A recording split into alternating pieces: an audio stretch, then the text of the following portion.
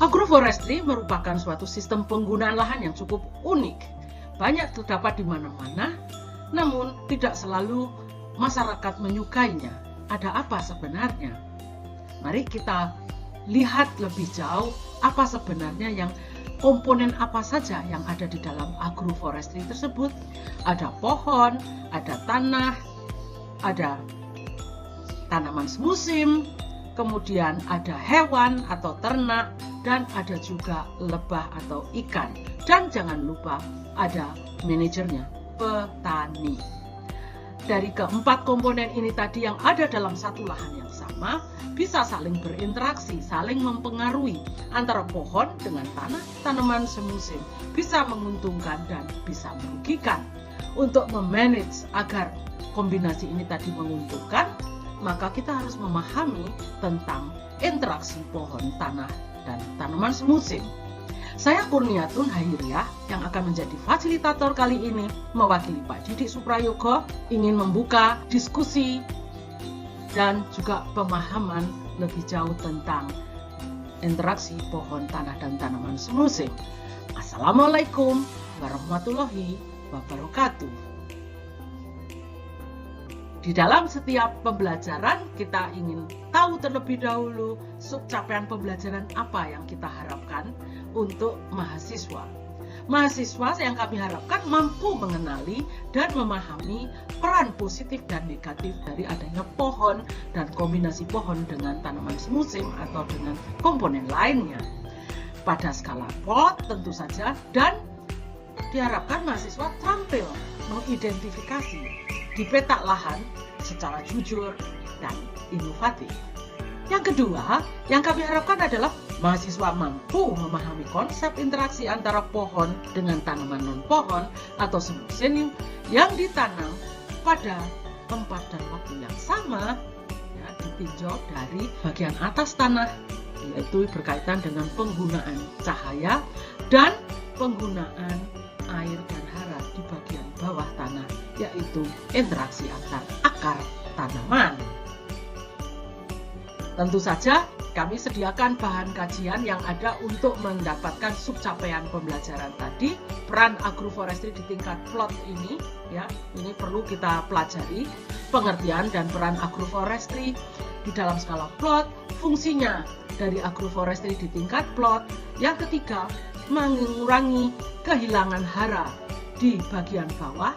Ini adalah peran dari akar pohon sebagai safety net atau jaring penyelamat hara, dan bisa juga menjadi hydraulic pump, yaitu pemompa air dari dalam atau hara di dalam lapisan yang lebih dalam untuk naik ke bagian atas sehingga bisa dimanfaatkan oleh akar tanaman. Yang keempat, menjaga biodiversitas. Agroforestry ini diharapkan dapat menekan serangan hama dan penyakit dan meningkatkan populasi dari polinator. Dan yang terakhir, tentu saja mahasiswa akan sedikit belajar tentang sintesis dari tree soil crop interaction ini.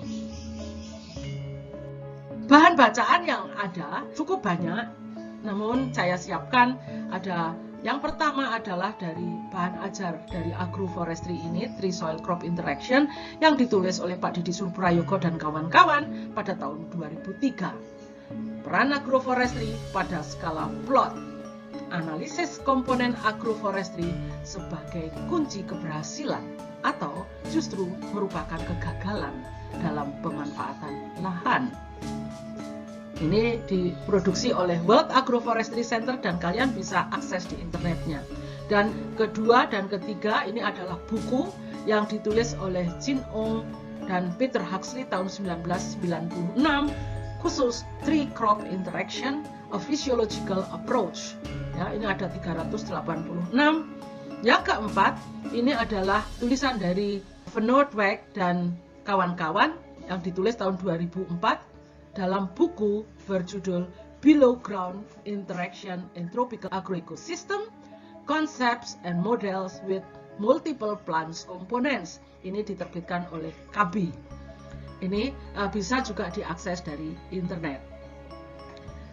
Yang terakhir, buku yang kami gunakan adalah dari Jin Ong dan Co. Tahun 2015 dengan title A Framework for Quantifying the various effects of tree crop interaction. Ya, ini semuanya juga bisa diakses di internet. Kalian sekarang sudah eranya adalah ya semuanya serba gadget, jadi bisa dengan mudah mendapatkan pustakanya.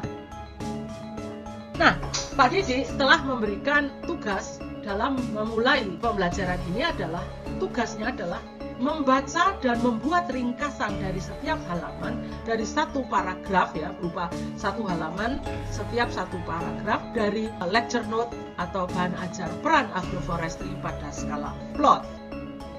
Apa peran agroforestry dalam skala plot? Ini yang harus kita bahas berikutnya. Yuk kita simak lebih jauh. Peran penting agroforestry pada skala plot. Skala plot di sini mungkin kalian semua bertanya-tanya, seberapa besar ukuran plot agroforestry? Apakah 1 hektar, 2 hektar, atau hanya setengah hektar?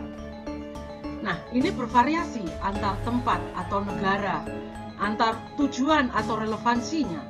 Misalnya di India satu plot lahan itu berukuran ya 36 meter kali 36 meter, in total 1296 meter persegi. Ini terlalu kecil untuk satu plot agroforestry karena adanya masalah interaksi antara pohon dengan tanaman semusim maupun dengan ternak apabila ada. Untuk itu disepakati satu plot agroforestry itu minimum 1/4 hektar, 2.500 meter persegi. Tetapi bila ada komponen ternaknya, maka ukuran plot 1/4 hektar tadi harus lebih besar terkait dengan carrying capacity lahan ternak. Contohnya di Sumatera plot ternak itu rata-rata 2 hektar. Jadi untuk analisis spasial hal tersebut sudah tidak mungkin lagi kalau hanya 1/4 hektar. Ya, itu terlalu kecil, sangat terlalu kecil. Maka dalam satu piksel itu harus lebih besar. Jadi disinilah dalam manajemen agroforestry itu ada tarik ulur kepentingan antara produksi dan layanan lingkungan.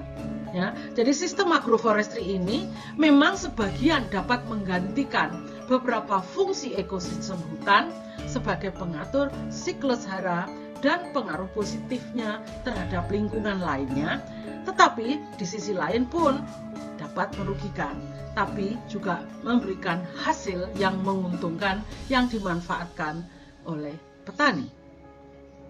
Dimensi waktunya pun juga beragam. Ada yang bersamaan dalam satu plot dan ada yang ditanam tumpan gilir dan ada ruangnya yang berbeda vertikal dan horizontal. Jadi inilah kira-kira peran penting dari agroforestry pada skala plot. Kalau kita lihat di sini, gambar skematis dari hubungan atau interaksi antara pohon tanaman sela atau tanaman semusim dan dalam satu lahan yang sama. Jadi pertumbuhan setiap komponen di sini bergantung pada ketersediaan cahaya dan ketersediaan sumber daya di dalam tanah. Penangkapan cahaya ini diberikan di setiap komponen bergantung pada indeks luas daunnya.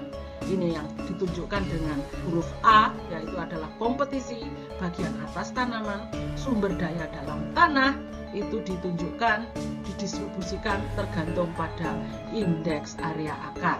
Kalau yang di atas ditentukan oleh indeks area daun.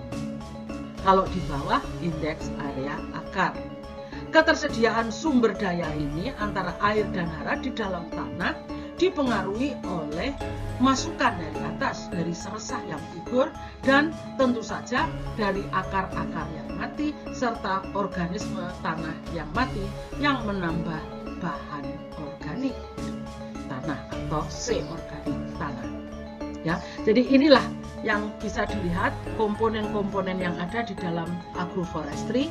Yang A ini tadi yang menggambarkan kompetisi antara pemanfaatan cahaya, namun demikian ada juga efek positifnya dari cahaya tersebut dengan adanya pohon memberikan naungan, memberikan iklim mikro yang lebih kondusif yang sesuai dibutuhkan oleh tanaman sela. Tapi kalau terlalu banyak, maka tanaman sela ini tadi juga tidak berproduksi dengan baik. Seresah yang gugur menambah C organik ke dalam tanah, merupakan sumber energi bagi organisme tanah dan merupakan penutup tanah sehingga menggemburkan tanah. Akar-akar tanaman yang berada di dalam tanah akan mati.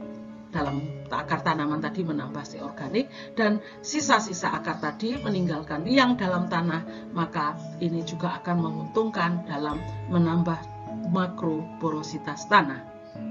Akar-akar tanaman dari pohon-pohonan yang menyebar dalam di bawah akar tanaman semusim ini menguntungkan. Pada saat musim penghujan banyak hara yang lolos, ini akan di recycle, akan diselamatkan atau menjadi safety nets.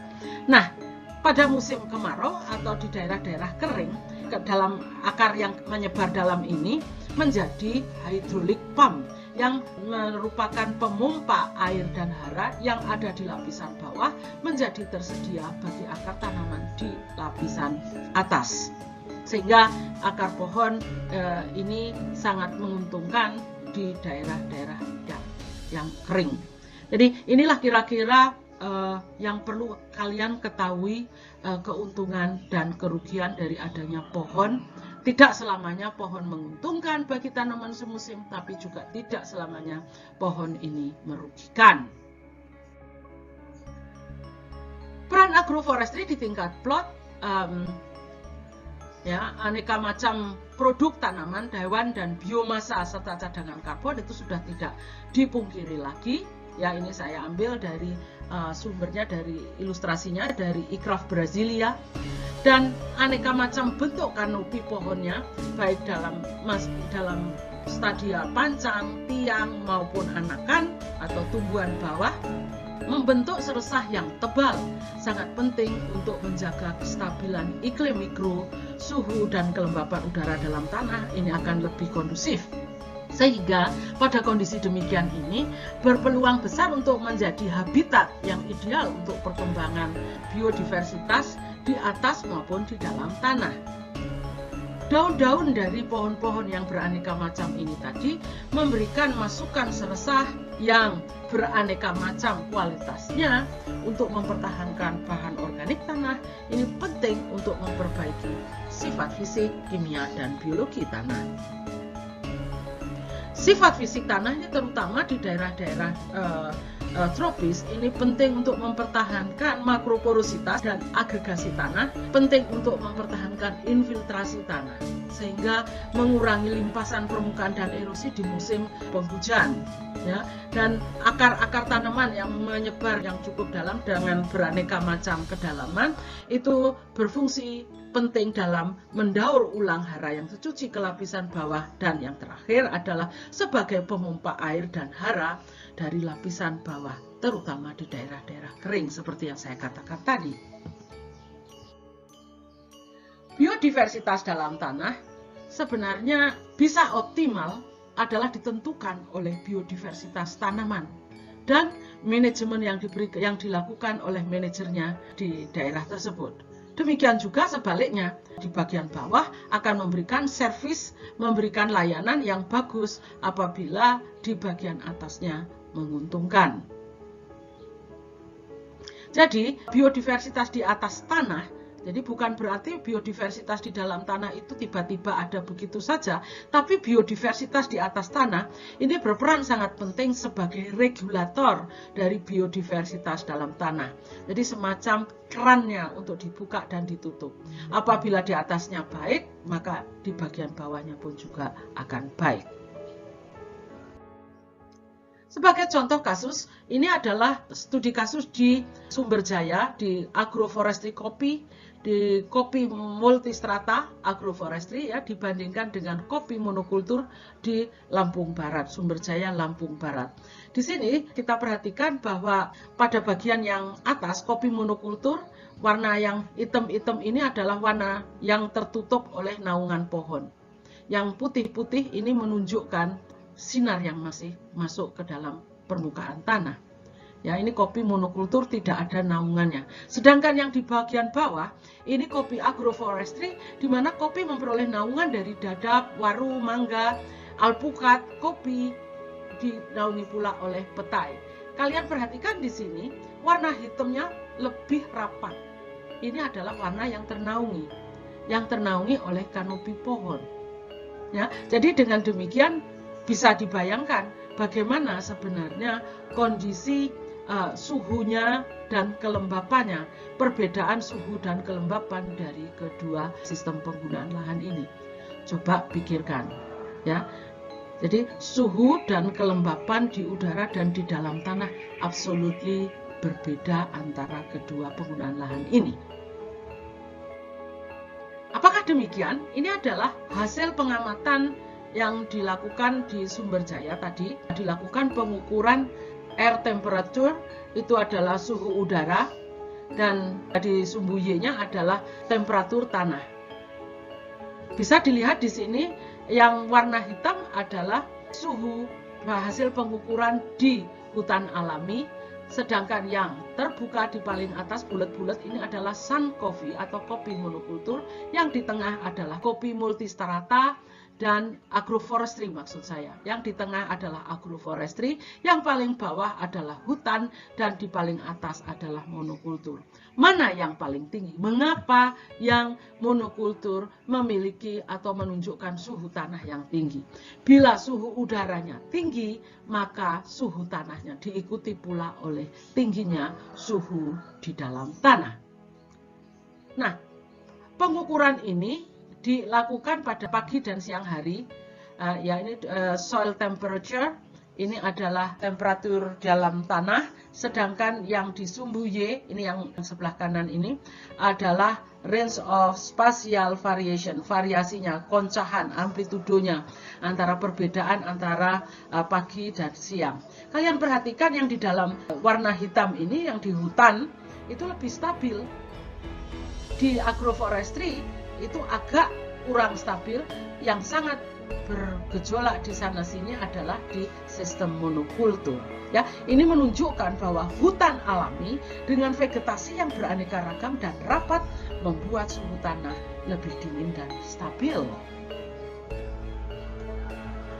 Ini adalah contoh dari sistem alley cropping di Lampung Utara, hasil studi kami.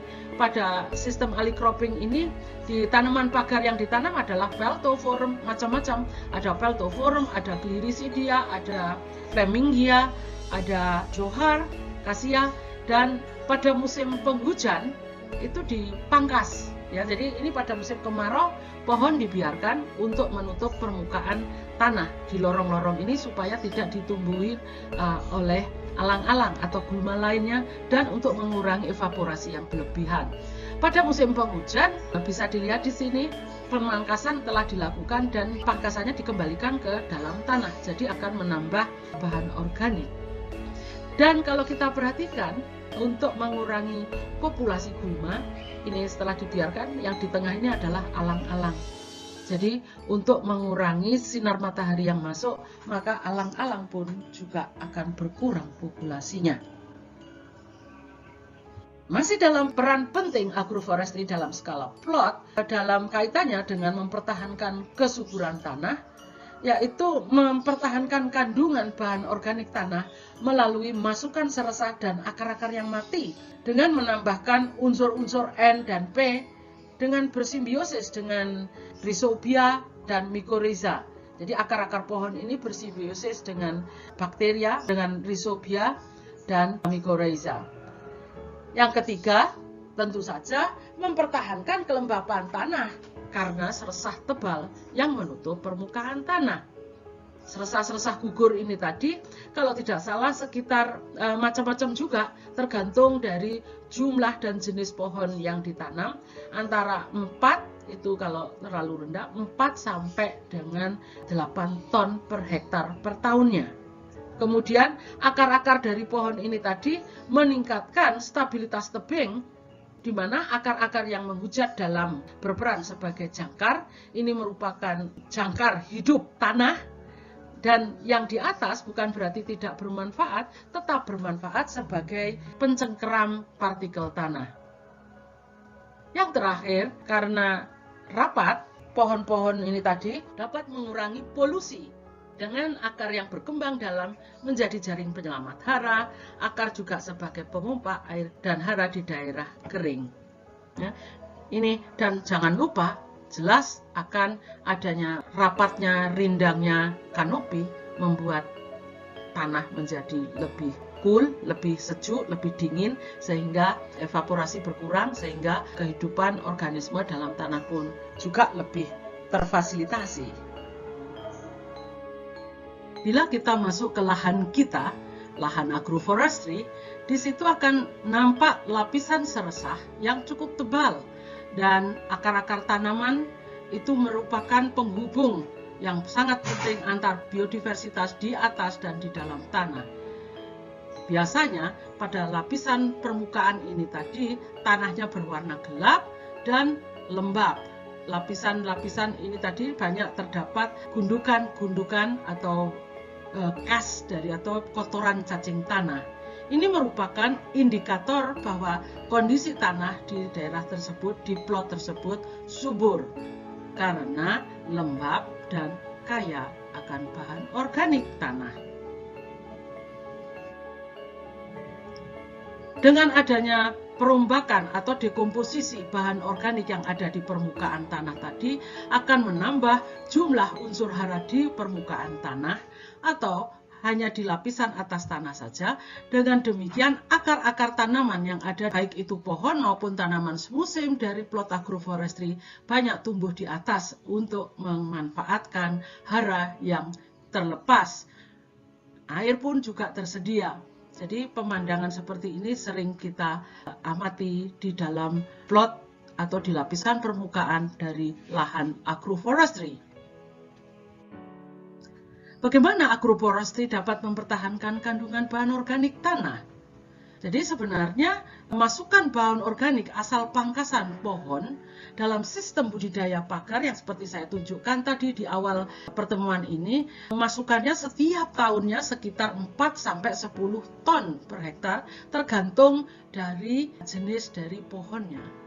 Masukkan bahan organik dari hasil pengukuran kami dari seresah gugur, pohon petaian atau peltoforum, monokultur menghasilkan seresah daun, batang dan ranting itu campur menjadi satu cukup tinggi, hampir sama dengan apa yang ditemukan di hutan sekitar 12 ton per hektar per tahun. Sedangkan glirisidia atau gamal monokultur hanya separuhnya, hanya sekitar 5 ton per hektar per tahunnya. Sedangkan di hutan sekunder di daerah Lampung menghasilkan seresah hanya sekitar 8-9 ton per hektar per tahunnya. Belum masukkan seresah atau masukkan kotoran dari ternak itu bila ada. Biasanya petani memelihara ternak di dalam lahannya sehingga dengan pakannya tinggal mengambil dari lahan agroforestry dan kotorannya kembali sebagai pupuk ke dalam lahan. Masukkan dari akar tanaman, pohon-pohonan maupun tanaman semusim yang telah dipanen mati dari berbagai kedalaman tanah akan memberikan ketersediaan hara dan bahan organik yang bermanfaat bagi organisme tanah. Namun demikian, data dari masukan si organik dari akar tanaman ini masih sangat minim karena penelitian ke arah below ground masih sangat-sangat terbatas. Hasil penelitian kami di Lampung Barat ini dipublish sudah tahun 2006, di mana pemasangan jaring untuk menampung seresah dan gugur seperti gambar sebelah kanan ini diletakkan di plot atau di lahan hutan alam, itu HA, hutan alami, kemudian kopi plus buah-buahan yaitu KB, buah-buahan plus timber, KS, kopi plus sengon, KG, kopi glirisidia dan kopi monokultur. Kita perhatikan di sini dari 5 bar yang paling kiri, ini yang paling rendah masukannya adalah dari kopi monokultur. Sedangkan KS ini adalah kopi sengon, masukannya cukup tinggi 10 ton per hektar per tahunnya. Ya, jadi ini menunjukkan antar spesies masukannya jumlahnya berbeda. Kecepatan dekomposisinya pun juga akan berbeda. Ini akan menentukan kadar C organik dalam tanah. Karena komposisi dari masukan ini tadi berbeda-beda pula, sehingga kecepatan dekomposisinya pun juga berbeda-beda. Kita perhatikan di hutan alami, kemudian di kopi dan buah-buahan dan seterusnya, sampai dengan kopi glirisidia itu masih ada masukan batang atau ranting. Kebanyakan adalah daun, ada buah, ada bunga. Nah, sedangkan pada kopi monokultur tidak ada cabang atau rantingnya, hanya berupa fruits, buah, dan daun saja. Ya, jadi ini yang menentukan juga kualitasnya, di samping jumlah, ya, kualitas dari masukan bahan organik dari guguran seresah dari atas ini menentukan kecepatan dekomposisinya. Sebagai hasil pengukuran dari Jambi, beberapa sistem penggunaan lahan berbasis pohon di Jambi yang dilaporkan oleh Wasrin tahun 1997 bisa dilihat di sini. Berat kering seresah dari pohon dan non pohon dipisahkan dan totalnya. Kalian perhatikan di sini, hutan di HTI monokultur Sengon itu sekitar 7,3 ton per hektar. Ya, ini paling tinggi dari Sengon. Kemudian diikuti oleh hutan alami sekunder. Jadi ada beberapa lahan itu tidak selalu cepat menggugurkan daun-daunnya. Kayak Sengon ini dalam satu musim a big flush gitu ya, terjadi pengguguran atau peluruhan bahan-bahan organik. Sedangkan di hutan alami karena bermacam-macam spesies sehingga guguran itu tidak sekali jalan tetapi beruntun, jadi bisa ada sepanjang tahun. Berapa jumlah masukan bahan organik yang dibutuhkan per tahun? Kondisi tanah yang optimal bagi pertumbuhan tanaman diperlukan adanya bahan organik tanah. Masukan bahan organik tanah atau total di lapisan atas paling sedikit itu 2%. Itu yang di statement ini dikeluarkan oleh Anthony Young pada tahun 1989. Dan Van Noordwijk pada tahun 1989 juga menyarankan target rata-rata kandungan bahan organik tanah untuk berbagai jenis tanah di daerah tropika sebaiknya sekitar 2,5 sampai 4%. 4% ini artinya kenapa tidak hanya 2,5? 2,5 itu sudah cukup untuk tanah-tanah yang teksturnya berklay atau berliat. Untuk yang berpasir tentunya membutuhkan masukan yang lebih tinggi.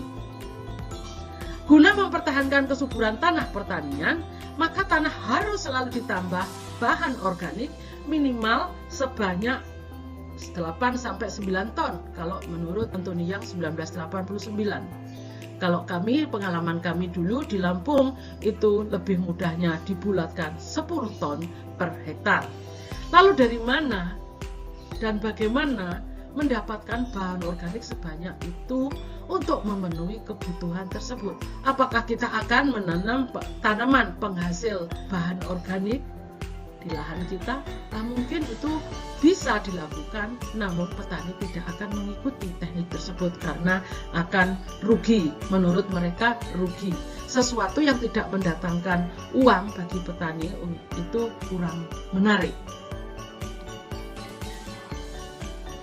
Ada yang tahu mengapa kita harus mempertahankan kandungan bahan organik tanah atau C organik tanah? Sebenarnya salah satunya adalah untuk mempertahankan rantai makanan atau food web di dalam tanah. Bahan organik tanah ini merupakan produser, ya, jadi tanaman merupakan produser karena menghasilkan bahan organik tanah. Bahan organik tanah ini tadi akan dikonsumsi oleh pengguna, oleh hewan-hewan atau consumer, lebih tepatnya consumer 1, di atasnya lagi ada consumer 2. Organisme di level kedua ini akan dimangsa oleh consumer yang di level 3, dan yang paling atas adalah yang dinamakan top predatornya. Jadi pemahaman tentang jenis habitat dan makanan setiap biota ini sangat penting untuk mempertahankan food web tetap utuh, tetap stabil. Apa yang terjadi kalau seandainya organik atau bahan organik tanah ini berkurang, misalnya 50%, dan kita masih mempunyai the top predator yang seperti ini, top predator dan consumer-consumersnya seperti dalam piramid sebelah kiri ini. Apa yang terjadi? Kalau kita perhatikan, bila input bahan organik itu berkurang, bahan organik tanah itu tinggal 50%-nya, tidak mampu menopang kehidupan atau consumer di level 1, 2, dan 3, sehingga seluruh sistem dari piramida organisme tanah ini akan kolaps. Ya, jadi inilah yang perlu kita pertahankan di dalam tanah. Mempertahankan bahan organik tanah adalah salah satunya untuk mempertahankan rantai makanan guna mengurangi booming, meledaknya populasi dari organisme-organisme pengganggu yang hidup di dalam tanah. Yang kedua, dengan adanya upaya mempertahankan organik tadi adalah untuk mempertahankan makroporositas dan infiltrasi tanah. Ini di daerah tropis, terutama daerah-daerah belereng sangat penting dikarenakan akar-akar tanaman akan meninggalkan liang. Demikian juga cacing tanah, organisme tanah ini akan membuat liang-liangnya dalam tanah. Tapi ini berbeda. Kalau yang cacing tanah akan membentuk kedalaman hanya di lapisan 30 cm. Sementara akar dari pohon yang mati atau tanaman yang mati bisa mencapai kedalaman lebih dari 30 cm. Perhatikan di sini, tanahnya akan lebih longgar. Dengan demikian organisme tanah yang ada di sekitar akar ini pun akan berkembang dengan baik dikarenakan aerasi dan drainasinya dalam tanah menguntungkan. Nah, dapat ditunjukkan di bagian tengah ini dengan pewarnaan biru, larutan metilen blue yang disiramkan di atas permukaan tanah akan masuk ke dalam tanah dalam pori-pori tanah, dan warna biru ini bisa terlihat dengan baik kontras dengan tanah di sekitarnya. Sehingga dapat diperhatikan di sini air merembes sampai ke lapisan yang lebih dalam. Nah, kalau kita perhatikan di sini, foto ini adalah merupakan seri dari pekerjaan yang kami ukur makroporositas dengan menggunakan larutan metilen blue ini di dalam hutan alami, di dalam kopi campuran, kopi naungan, dan kopi monokultur. Kalian bisa lihat di sini yang di hutan yang gelap ini adalah menunjukkan sebaran dari larutan metilen blue di dalam profil tanah. Yang kosong-kosong, yang putih ini artinya tidak dilewati, tidak ada air yang masuk. Kalau kopi campuran dan kopi naungan, ya kopi campuran ini macam-macam ya. Kalau naungan ini sedikit naungannya, hanya satu macam. Yang kopi campuran lebih banyak. Ini menunjukkan sebaran air di dalam profil tanah itu lebih dalam dan lebih banyak bila dibandingkan dengan yang kopi monokultur. Kopi naungan ada juga, namun tidak sebanyak, tidak serapat dari kopi campuran. Jadi di sini saya simpulkan, menambah atau mempertahankan kandungan bahan organik tanah penting untuk mempertahankan makroporositas dan infiltrasi tanah. Makroporositasnya meningkat, infiltrasinya meningkat, dengan sendirinya ini diharapkan dapat mengurangi limpasan aliran permukaan dan erosi di hutan alami dan agroforestry kopi maupun kopi monokultur. Ini ditunjukkan dengan pengukuran erosi yang dilakukan oleh Pak Didik bersama mahasiswanya di daerah Sumberjaya. Hasilnya kita lihat di sini yang di sebelah kanan ini. Ya, yang sumbu X ini adalah umurnya kopi monokultur dalam satuan tahun ya, dengan waktu 1, 2, 3, 4 tahun, 5 tahun setelah konversi dari hutan menjadi kopi monokultur, sampai dengan yang berumur 12 tahun. Berwarna kuning menunjukkan runoff, sedangkan yang merah menunjukkan erosion. Yang runoff-nya ini ya, ada peningkatan sampai kopi berumur 4 tahun. Itu terus meningkat, setelah itu mulai menurun. Demikian juga dengan erosinya. Ya. Tapi kalau kita bandingkan dengan agroforestry kopi ini berbeda bila dibandingkan dengan kopi monokultur. Tinggi juga, namun lebih rendah bila erosinya dibandingkan dengan kopi monokultur. Ya, jadi peningkatan limpasan permukaan di awal pembukaan ini mengapa terjadi dan mengapa menurun setelah beberapa tahun, setelah 5 tahun, 6 tahun. Silahkan renungkan dan catat, tulislah alasannya mengapa. Dan mengapa limpasannya tinggi tapi erosinya rendah. Ya, silahkan dipelajari dan dicermati.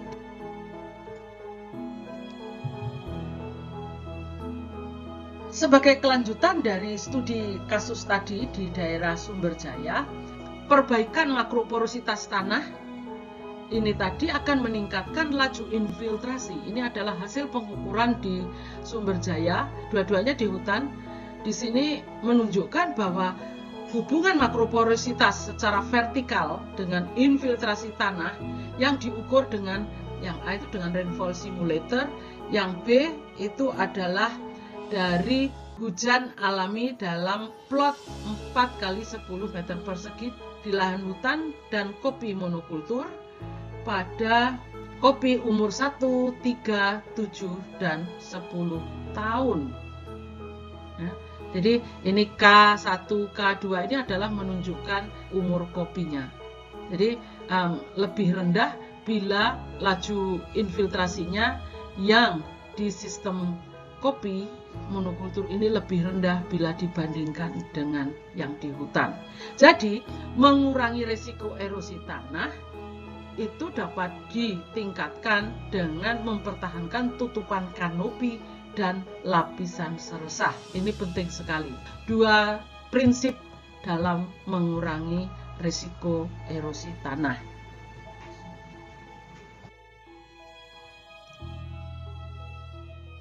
Saudara-saudara sekalian, apa manfaat yang ketiga dari pohon dalam sistem agroforestry? Yang ketiga tadi sudah ada C organik dan untuk mempertahankan food web, makroporositas, infiltrasi. Sekarang yang ketiga, apa yang terjadi apabila hara dan air telah ada di dalam tanah tapi lepas, lolos, tidak terjangkau oleh akar tanaman. Baik itu akar tanaman semusim ataupun pohon-pohon yang ada di sekitarnya. Jadi ini dapat terjadi apabila ada pelepasan hara atau penyediaan hara. Yang di atas ini adalah teori sinkronisasi. Ini adalah pelepasan hara tersedia ya yang hilang dikarenakan serapannya belum optimal. Sehingga banyak terjadi kelebihan di dalam larutan tanah sehingga banyak yang hilang ke dalam lapisan bawah. Hal ini tidak menjadi masalah apabila ada sebaran akar-akar pohon dalam sistem agroforestry yang beraneka macam yang gunanya menjaring dari hara yang lolos tadi untuk diselamatkan, diasimilasi atau digunakan oleh pohon-pohonan dan daunnya akan rontok ke dalam tanah, ke lahan sehingga akan kembali ke dalam tanah apabila telah terdekomposisi. Sebenarnya berapa kedalaman akar pohon dan seberapa kedalaman akar tanaman selanya?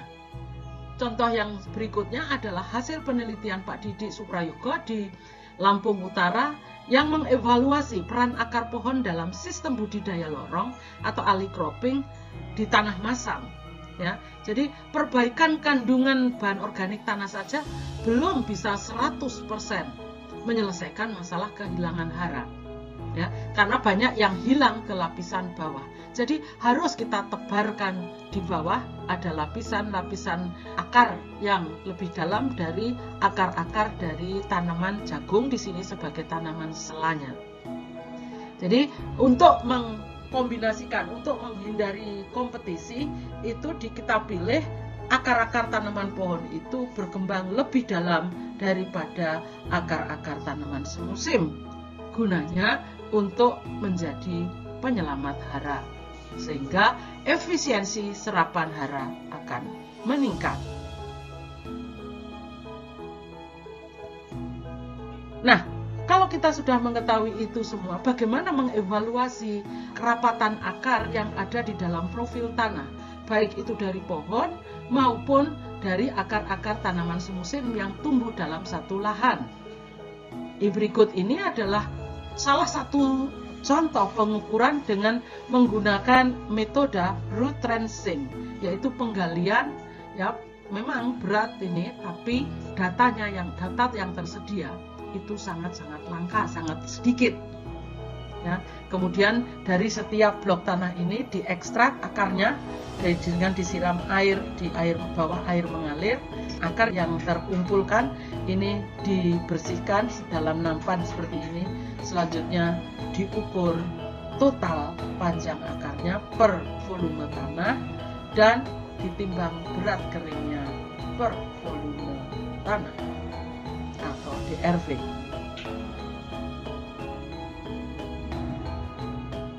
Dari hasil penelitian tadi, pengukuran tadi dibandingkan dengan sebelum dirusak tadi, sebelum dipotong-potong, diekspos akar-akar yang ada di profil tanahnya. Jadi setelah smooth dinding profilnya, terus kemudian disemprot dengan menggunakan air biasa ya, kemudian sehingga akarnya bisa muncul, dengan demikian bisa digambar terlebih dahulu. Nah, kita perhatikan di sini adalah cassava dikombinasikan dengan mahoni, dengan sengon, dengan kelapa sawit, dan karet dengan ubi kayu. Hasilnya menunjukkan bahwa dari hasil pemodelan yang dilakukan oleh Pak Didi Suprayogo untuk disertasinya, bahwa yang gambar ini, ya, yang di sumbu X ini adalah terdiri dari berbagai macam jenis tanaman, kombinasi tanaman semusim dengan mahoni, tanaman semusim dengan sengon, tanaman semusim dengan kelapa sawit, tanaman semusim dengan karet. Ini mix ya. Bandingkan dengan ubi kayu monokultur. Nah, ubi kayu monokultur menunjukkan jumlah N yang hilang atau tercuci tertinggi bila dibandingkan dengan sistem tumpang sari. Yang paling rendah adalah di sini adalah kelapa sawit dan ubi kayu. Ya, bila dibandingkan dengan yang ubi kayu sendirian, ubi kayu monokultur. Jadi di sini mendemonstrasikan bagaimana peran pohon, manfaat menanam pohon dalam menyelamatkan hara dari ruang atau edaran perakaran, dari ruang beredarnya akar di profil tanah. Jadi dengan hasil dari kalkulasi yang dilakukan oleh Pak Didi, bahwa efisiensi jaring penyelamat hara ini untuk tanaman monokultur itu 39% saja efisiensinya. Jadi tidak seefisien kalau di sistem tumpang sari, pohon dan tanaman pangan sekitar 70%. Jadi 2 kali lipatnya bila dibandingkan dengan yang sistem monokultur. Untuk mengevaluasi potensi akar pohon dalam mengurangi risiko longsor, dilakukan pengukuran indeks akar, yaitu indeks cengkraman akar atau ICA, yang merupakan perbandingan antara jumlah diameter akar horizontal dibagi dengan diameter batang. Semakin tinggi nilai ICA, maka akar semakin cocok untuk mencengkeram tanah lapisan atas sehingga mengurangi erosi. Indeks yang kedua adalah indeks jangkar akar, yang merupakan perbandingan antara jumlah diameter akar vertikal dibagi dengan diameter batang. Semakin tinggi nilai ICA, maka akar tersebut semakin cocok untuk jangkar atau penguat tebing. Berikut ini adalah kegiatan mahasiswa S1 Brawijaya di lapangan yang tersebar di mana-mana, ada di Lampung, ada di Malang, ada di Jember. Dari sini mahasiswa mengamati distribusi perakaran di lapangan dengan berbagai kondisi, berbagai manajemen, dan mengamati pula kekuatan akar pohon yang sangat dibutuhkan untuk meningkatkan stabilitas tebing. Kekuatan akar ini tidak hanya ditentukan oleh kerapatannya, dan diameter akarnya, tapi juga ditentukan oleh kualitasnya yang berhubungan dengan kandungan ligninnya. Semakin tinggi kandungan lignin, semakin kuat akar dari pohon terhadap daya geser tanah. Hasil dari pengamatan perakaran di seluruh Indonesia ini menunjukkan bahwa tidak terlalu banyak akar pohon yang mempunyai nilai ICA dan ICA yang tinggi. Hal tersebut hanya ditunjukkan oleh pohon kopi, baik Arabica maupun Robusta, Gliricidia, dan Cassia. Apabila kita ingin mendapatkan ICA dan ICA yang tinggi dalam satu sistem, maka kita bisa menanam berbagai jenis pohon-pohonan dalam satu lahan dalam sistem agroforestry. Hal yang perlu saya garis bawahi di sini dari temuan dari Indonesia ini bahwa efek lokasi nampaknya masih kuat. Yang hal ini menyiratkan bahwa pengamatan spesifik lokasi masih diperlukan untuk memilih pohon yang cocok untuk pengurangan longsor secara lokal. Manfaat yang keempat dari keanekaragaman pohon yang ditanam di dalam sistem agroforestry adalah menekan risiko serangan hama dan penyakit dan lebih ramah terhadap polinator. Di dalam suatu lahan atau dalam suatu ekosistem, di sini ada agroecosystem diversity dan habitat modification, kemudian bervariasi dengan pest resistance dan pollinator attractive cultivars. Dan dari sini ini tadi akan membentuk suatu seperti yang tadi, piramid rantai makanan, di atasnya ada pollinator friendly cultural, dan secara fisik maupun secara mekanik kontrol. Jadi ini akan keanekaragaman yang ada di dalam sistem agroforestry tadi akan mempertahankan kehidupan polinator, karena polinator dan biokontrol agen ini tadi akan lebih terpelihara karena banyak produk-produk dari sistem yang bervariasi tadi, dan habitatnya dengan adanya habitat yang berbeda ini tadi akan membantu di dalam memanage pollinator dan akhirnya mengurangi penggunaan konvensional pestisida, dan ini sangat menguntungkan dalam mempertahankan produksi yang lebih sehat dengan lingkungan yang sehat pula.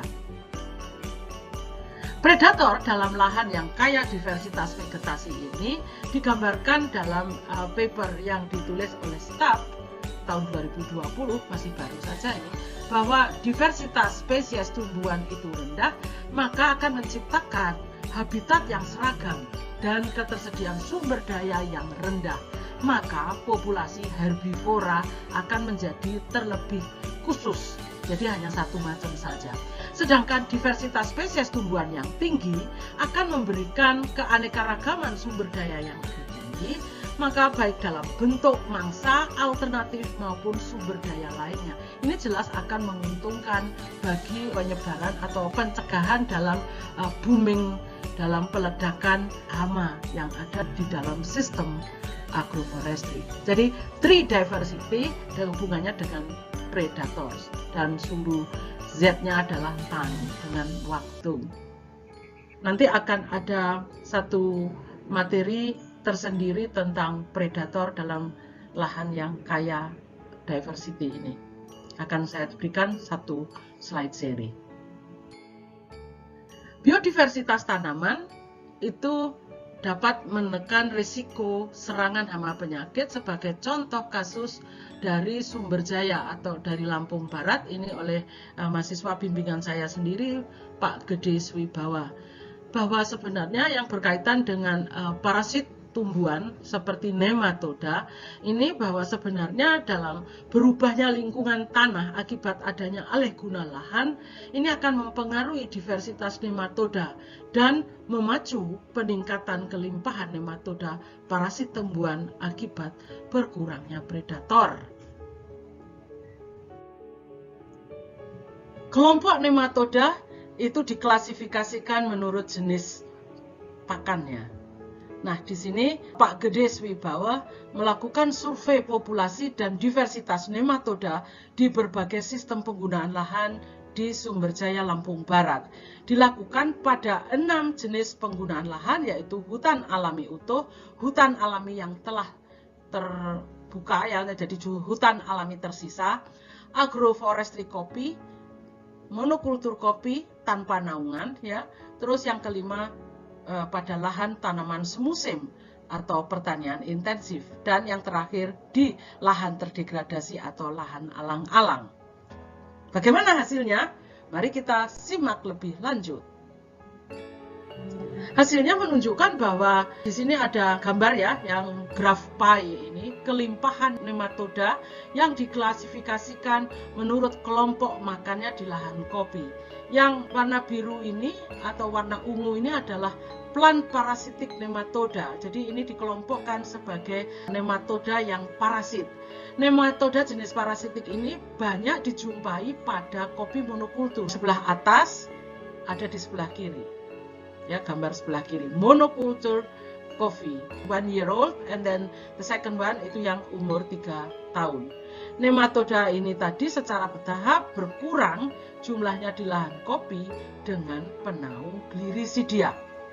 Ya, dengan adanya Gliricidia, semakin banyak Gliricidia ini atau gamal ini tadi, semakin berkurang serangan atau populasi dari nematoda parasit.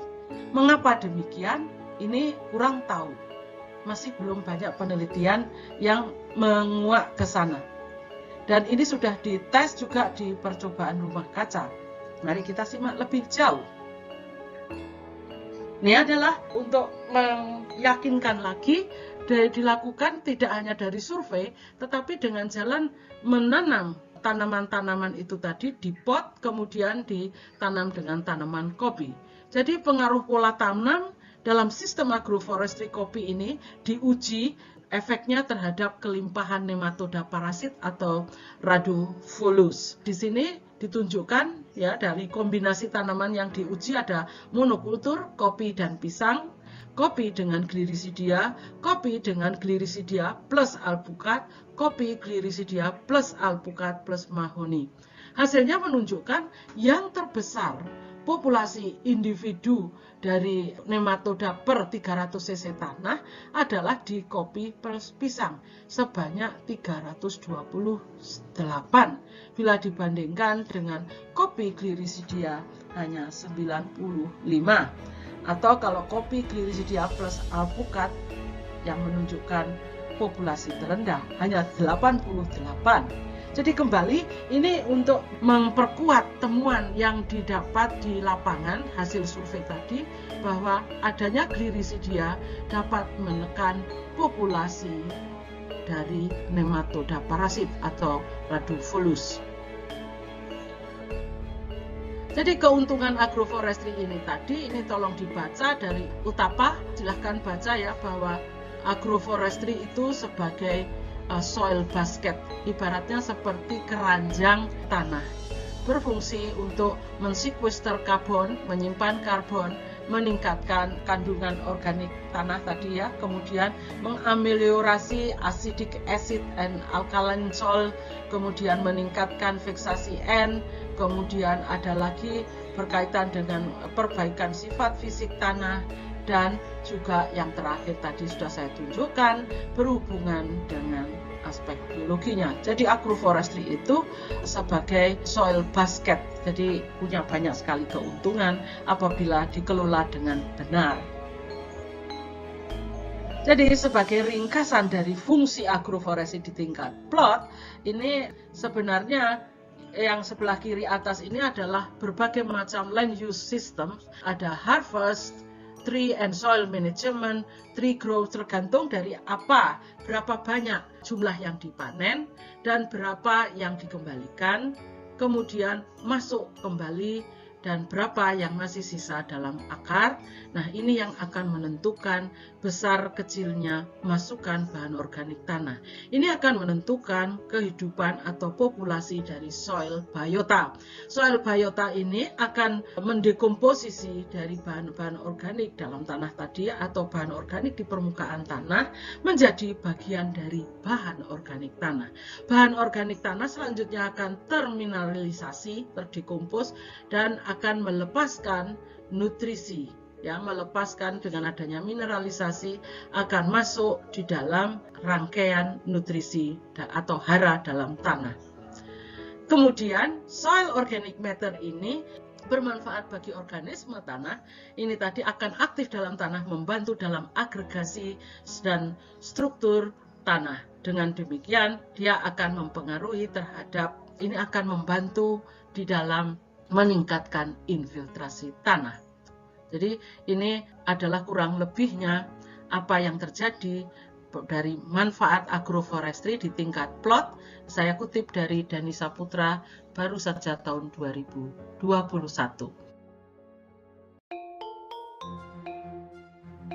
Pertanyaannya, sebagai penutup dari pertemuan ini, apakah agroforestry selalu menguntungkan? Jadi, dari segi ekonomi, agroforestry kadang-kadang justru merugikan petani. Karena jenis tanaman yang ditanam ini kurang menarik, pasarnya kurang seksi, sehingga merugikan. Dari segi sosial, menanam pohon pada lahan pertanian kadang-kadang juga dapat merepotkan petani. Misalnya karena adanya kebijakan pemerintah yang kurang mendukung. Misalnya kalau dulu menanam cendana misalnya, cendana diakui sebagai tanaman milik negara. Namun sekarang sudah mulai terbuka, tetapi masyarakat masih enggan untuk menanamnya karena ini adalah milik negara. Kemudian ada juga masyarakat yang menanam misalnya kayu-kayuan di lahannya. Tapi untuk pemanenannya dan penjualannya membutuhkan perizinan yang katanya lebih rumit. Apakah benar demikian? Ini yang perlu dicek. Kemudian dari segi kesuburan tanahnya dan dari segi pertumbuhan tanaman lain, ini memang perlu diperhatikan bagaimana sifat dari pohon-pohon tersebut, apakah meng-create atau justru menimbulkan adanya kompetisi dalam sistem campuran seperti agroforestry. Kira-kira demikian dulu episode yang pertama ini dari Tree Soil Crop Interaction dari sistem agroforestry pada skala plot. Pemahamannya mudah-mudahan mudah dimengerti, dan selanjutnya jangan lupa ikuti bagian yang kedua dan ketiga sebagai sintesisnya. Saya berharap, saya berdoa mudah-mudahan kalian semua tetap sehat dan selamat. Wassalamualaikum warahmatullahi wabarakatuh.